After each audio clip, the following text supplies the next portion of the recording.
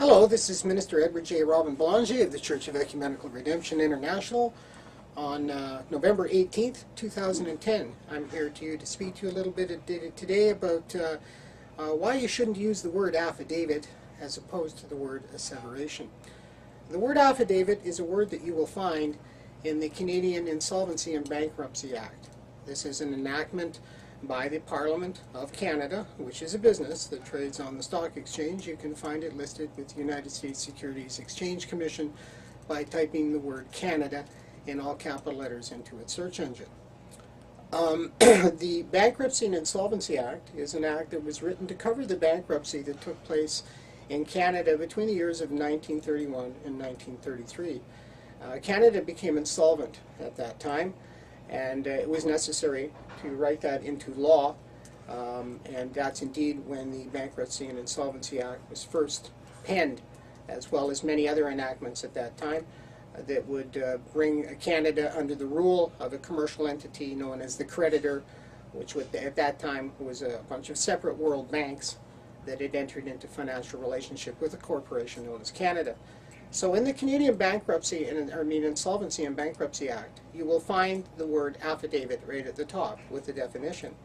And it says there that it is a statutory declaration.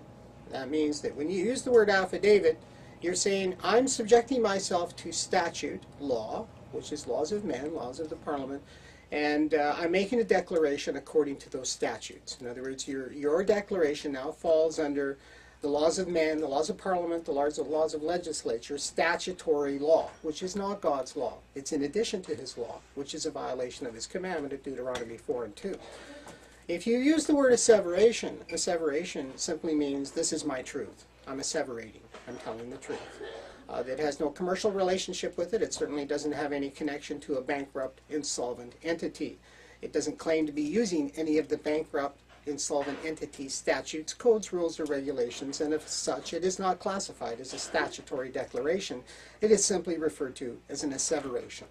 So it's important to note that many people out there will entice you and encourage you to use this word affidavit, and by doing so, when one is trying to get out under the encompassment of rules, codes, and regulations that the government is utilizing to enslave you, basically, is when you use that word affidavit, all your efforts and struggles are saying, well, I'm just jumping right back into the pool of mess I've been trying to get out of here because I'm using the word affidavit. I'm saying one thing out of my mouth, but by using the word affidavit, I'm saying something else. I'm saying that I'm still under the corporate rule because I'm using the corporate rule's definitions. I'm using its laws. If you use the laws of the corporation of man to try and get out of it, you will fail every time. The only law that's available to be used against the corporations of men is the King James Bible. This is the law that the Commonwealth recognizes and Her Majesty defends with all of her power. Now, I would note that those people out there that don't have much regard for the Queen might ask themselves if they've ever asked her to defend their faith. I would say the majority of those men and women listening today can say that no, they never have. This might be a good reason why Her Majesty has never taken steps to defend the faith. She's not aware it's under attack. At least there isn't anybody complaining.